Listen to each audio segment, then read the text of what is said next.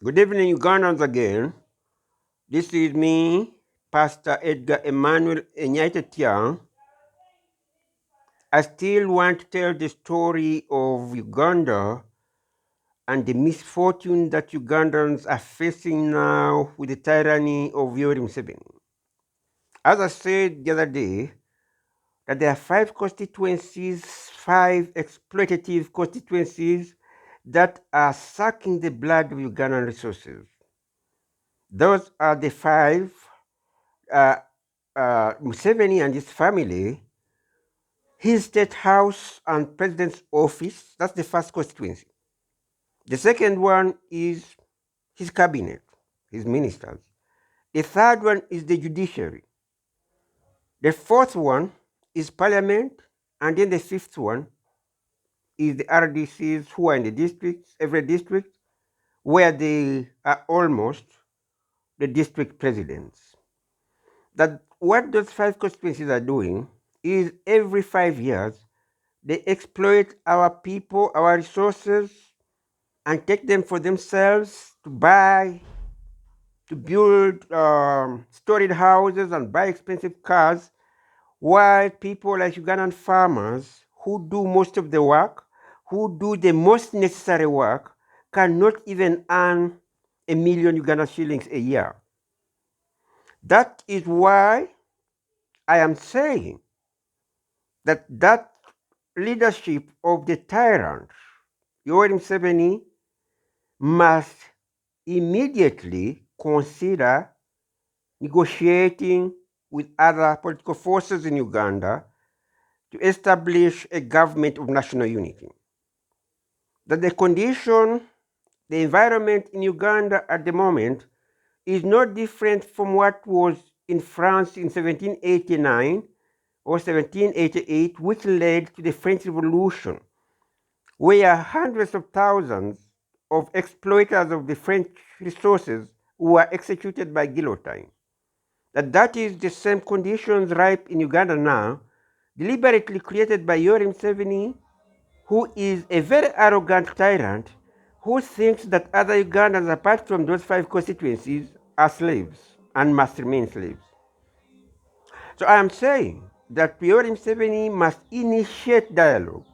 He must be the one to initiate dialogue because the dialogue helps him. If we have a dialogue in Uganda, there'll be a possibility of all of us being accommodated in our country, provided all constituencies are satisfactorily remunerated or paid incomes. The farmers in Uganda are the most important constituency in Uganda. There are over 30 million farmers or dependents of farmers in the Ugandan population, which is just a little bit above 40 million. But the farmers are the most despised, their interests are not catered for, and yet they are the same people who are most needed in the elections. That Yoweri Museveni and his henchmen in the NRM bribe these farmers to ensure that they have a monopoly of power both as president and in parliament. That has created a lot of recession in Uganda because if you don't pay the biggest number of a population, in this case farmers in Uganda, there is no way that your GDP will increase. That will lead to recession, and that's what Uganda is facing now. That just a few families, as I think Dr. Bessie mentioned, only 10,000 families is what benefits from the Ugandan economy. So immediately I said there must be a national dialogue which must include reforms. These reforms must include every district to be represented in parliament by two farmers, a male farmer and a woman farmer MP, because those are the most important people in our country. The farmers produce food that not even the armed forces are more important than the farmers. Without farming, and Ugandan farmers use primitive methods of farming using the hand hoe to farm for bushes, so they must be regarded as important. That's why I say that with the national dialogue, which that should include farmers, MPs, who must represent MPs in parliament. Uganda also must become a federal state. That every tribe in Uganda, that is not tribalism but tribal interests. Every tribe in Uganda must be a federal state led by whether it's a king or a chosen cultural leader, but that leader cannot be a cultural leader anymore, but a political leader.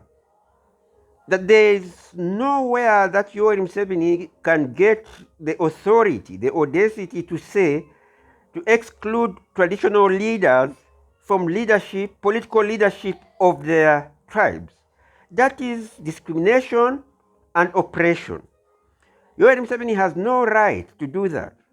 So I say even the districts, I mean the tribes, must be represented as political in their tribe. Their leadership must be there and they must be remunerated as a federal state with a functioning parliament of the federal state. That leads us to, apart from those tribal political leaders, traditional leaders being in place, Uganda also must become bicameral.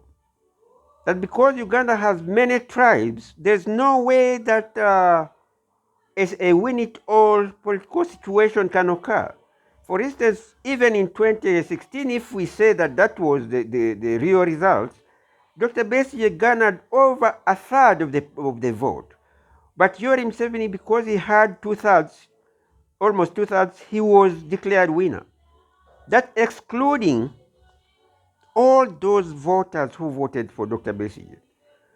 That's why learning from the Swedes, I mean the Swiss, who practice the Swedish model of bicameralism, that every party, every presidential candidate who garners some votes, those votes must be calculated as a percentage such that a president who is the one who wins the biggest percentage but must share power. Excuse me. That is very relevant to our situation because we have multi-ethnicity.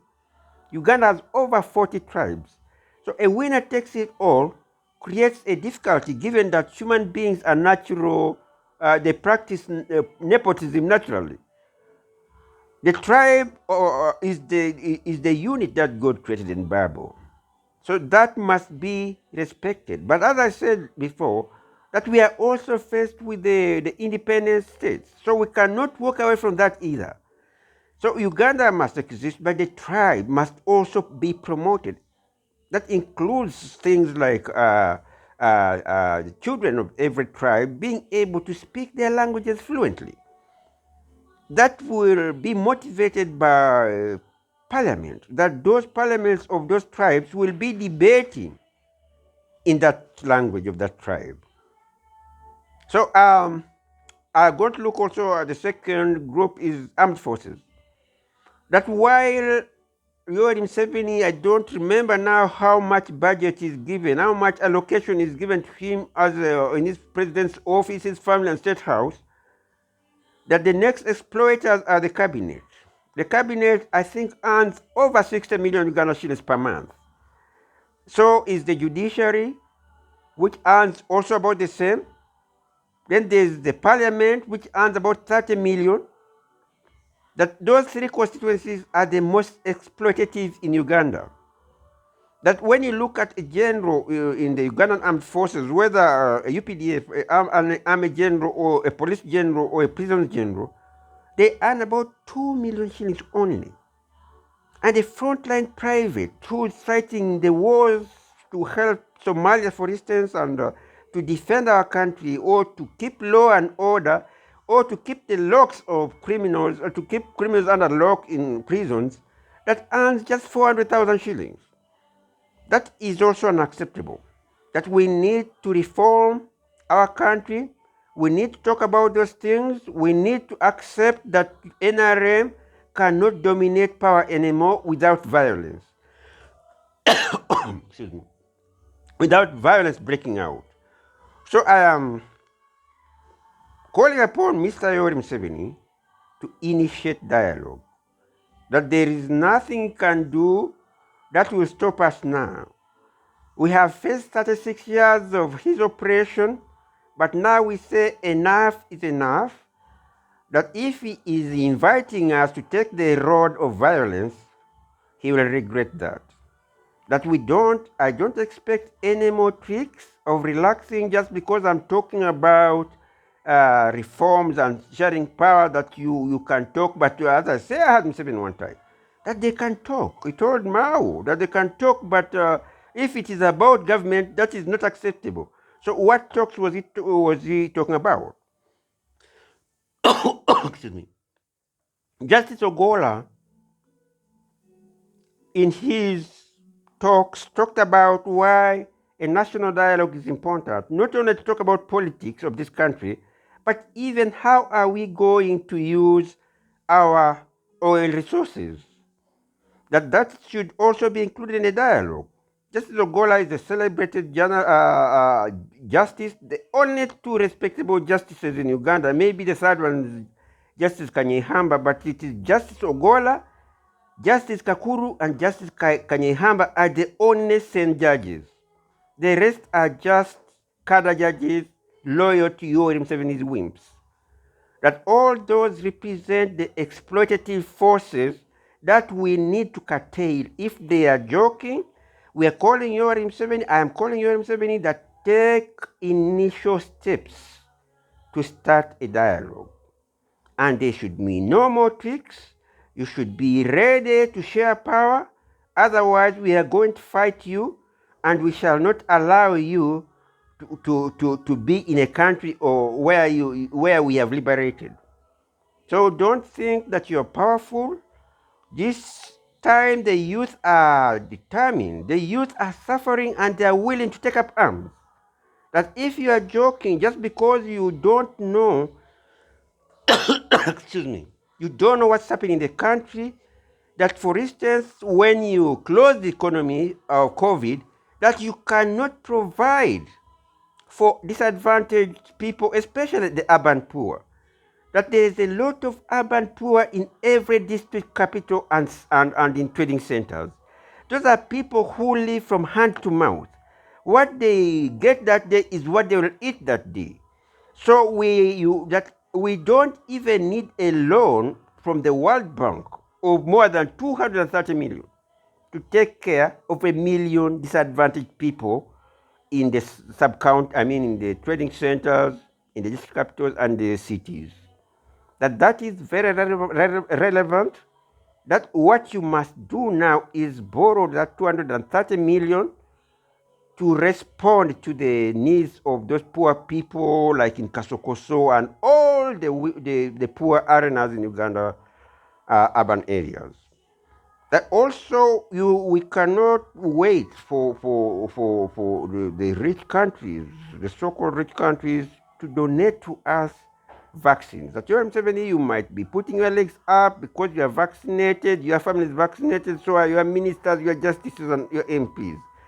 But I'm saying that you can borrow money even to the tune of US dollars 1 billion to start a serious vaccination program for Uganda, because the question is about life and death. COVID-19 is about life and death, that those bilateral and multilateral financiers must accept our request to receive resources for COVID-19.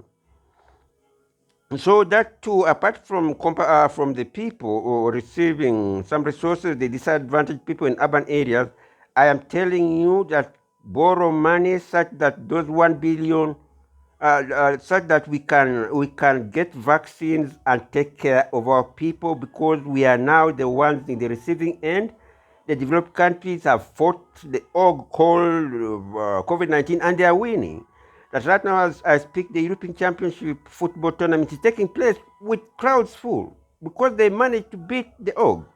But when you don't care about your people, you will end up joking that you don't know what kind of situation is in Uganda. You are claiming things that you have a vaccine you are developing which is going to be better. That why are you practicing delusion? That you cannot joke about a country like that. That those are blunt lies that you should keep to your family. That we cannot accept that nonsense. So we're saying the armed forces of Uganda are together. We're saying that please go to the World Bank or to the Chinese government and ask for US dollars 1 billion to buy vaccines, because those vaccines are made by the private sector, unfortunately. And those rich men and women have refused to accept a waiver to be put on their rights, their property rights of the vaccine, and we could afford generic vaccines at a lower cost. But they have said no, so we must find a way that those vaccines are available, but you must pay. That you can't sit there and wait for the nations. The French have given you another donation of a few 100,000, 200 and something thousand. That is all going to go to your people, those that are yours. But our people in the rural areas, in the trading centers, where will they get a vaccine from?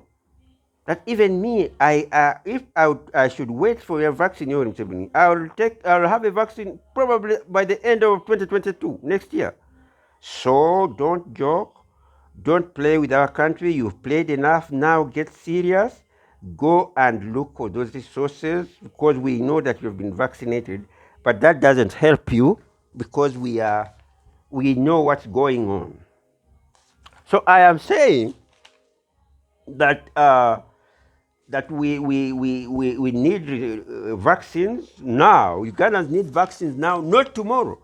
We need vaccines now, and you must look for them, and you must find that money in order for us to move on as a country. That I've looked at the farmers. Farmers have shown the five constituencies that exploit our country. Have shown two constituencies that are consuming all our resources. I showed the two constituencies that are most relevant in our community, in our country. That's the farmers first. The second is armed forces. The third is supposed to be LC1s. The third is LC1s, that there are about 15,000 villages in Uganda. So that makes, if every LC1 is a cabinet of 9, that makes 540,000 LC1 officials. But also those ones are not remunerated. That those are the reforms we want to talk about. That LC1s, the 540,000, must be remunerated, because they are the foundation of our attempt at multi-party democracy. That and they will create demand. They will create effective demand, such that small shop in a village somewhere can sell sugar and salt and mandazi maybe for your children to have tea. That the country, Uganda, can no longer afford a one-man show with a few sycophants parasitically sucking our country's resources. That is not allowed. We cannot allow that, and we hope you understand that we are not joking. I am not joking. That the border borders are another group of disadvantaged people, and the taxi drivers and the bus drivers and truck drivers. All, but those are supposed to be in the reforms. They should be incorporated into covert operations, because they face discrimination as a poor class. So they must be rescued and made more respectable by them joining security forces. So those are the different constituencies that must be included in the political agenda of Uganda in the future. That we need to start a national dialogue, involve people, involve those elders forum, talk to them and tell them ask them how it can be done, because they know that that's possible. That is the only way we can stay together in this country. That there's no way you can hold on to those resources and feed only a few and leave the country behind. Most people in Uganda are suffering. Farmers' children don't go to school. People are in a state of shock at the poverty. The tax regime is terrible. You practice a draconian tax system where businesses are collapsing and you don't care. You tax people whether they have loans, you tax them, and the purchasing power is low because you don't promote the necessary constituencies. That brings another constituency, teachers. The teachers are a very important constituency because every other educated person was at one time taught by a teacher in a primary school or secondary school, even university. So even teachers must be their salaries must increase. Those should be all reforms on how we can take a new direction of our country. The teachers are disadvantaged. Like now, when you think about those private school teachers who are paid salaries because children are paying fees, that where are they getting resources in this time of COVID-19 when you lock up a country? That their head teachers or the owners of the school cannot pay them, and yet they live in rented houses. They need food. So all those are things which you must look at as we go through this closure and see how can you help out. What can you do to teachers, for instance? And what is the future of the teachers? Should their salaries be that little? That salaries of teachers should be increased. That we must talk about that. Then, of course, doctors and nurses. That's another constituency which is very vital. That every person has ever got sick. That I don't think that there's no one who has never had a need to swallow some medicine. So that too, we must talk about it. But we need to start a dialogue, involve the elders, involve other parties, and this should start with the government of national unity. Because we know you, NRMs, you just going to relax now that there is a possibility of a national dialogue, but we have plan B, that even plan C is there. But we are watching you, seeing that were you able to understand the situation in Uganda and work according to what we need in our country. That you might feel like that called a proverb that when you are satisfied, you don't bother about people who are hungry. That's what's happening. That when you look at those young people in the country, they have never seen a country which is different, but they are hungry all the time because resources are not getting to them. That those are people, those are Ugandans, those are our children. Our parents are growing old and they're still digging. Me, I'm a son of a police general and a farmer mother. So I know both those things. I know about farmers, I know about armed forces. So please, Yoweri Museveni, initiate dialogue because that is the only way you can avoid a problem to you and your cronies.